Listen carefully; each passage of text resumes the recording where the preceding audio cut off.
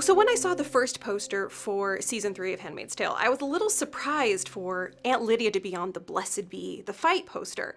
So I wanted to get a sense of what her fight is and what her role is in it this season. Her fight, I think, is to maintain the goal of Gilead, which is to bring these handmaids to a place of meaningful life, relationship with God, serving God in the caring of a child, learning what is good about them, concentrating on that. Her goal, I don't think, shifts, but certain things happen that challenge it. First of all, her injury makes her rethink a lot of things, but I don't think it deters her from getting back to the main message. You know, the world's fallen apart as we know it. Your behavior before you came here, promiscuity, the cursing, the no relationship with God, you wouldn't consider going to church, phone, and the biggest thing, and the pollution, disgrace, God's earth decimated, and on top of it all, most importantly, no babies. So darling girls, here's a chance to begin again. So I think that remains the focus, but then things like the Washington portion, when they've taken it another step, which Lydia is not into.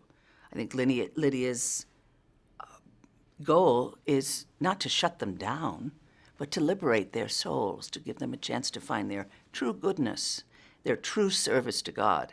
So that remains, that's a fight for her. Hey, come on now, we're doing the right thing. What's out there, that's not going to help you, not one bit. And I don't, sometimes I have to use strong measures. I don't want to hurt you, I love you. But come on now, that's up to you.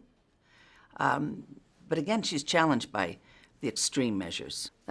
So she fights, I think, with where is this going, and who's in charge of this part?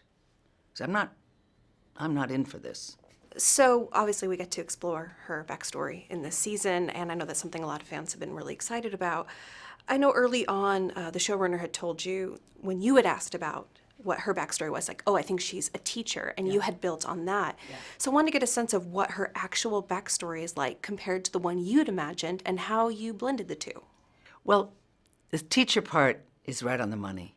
That opened up just centered her for me when Bruce said, I thought, of course, very used to, imagine her in an all-girls school or even a public school where everyone's going, oh, auntie's in, and where she was disrespected on a regular basis as things progressed in the world and fell apart. She's very good at getting a room in control. And so that part of the backstory was 100%.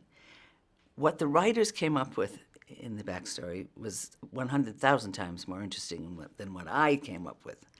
I love the take they have on it. It's just the beginning. I mean, it's not her whole past, but it is a part of it that is very significant. I thought it was beautifully written.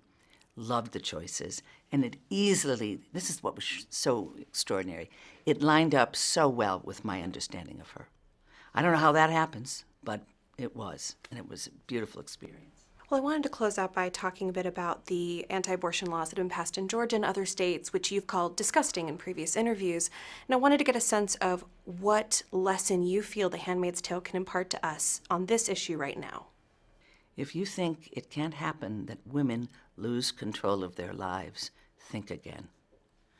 Open your eyes, pay attention, speak up, put your phone down, and protest. It's scarier than I don't know. I may have been tired when I saw in the paper Alabama, but for a minute or second I thought, this isn't the present though. Where's this from? This must be a story from.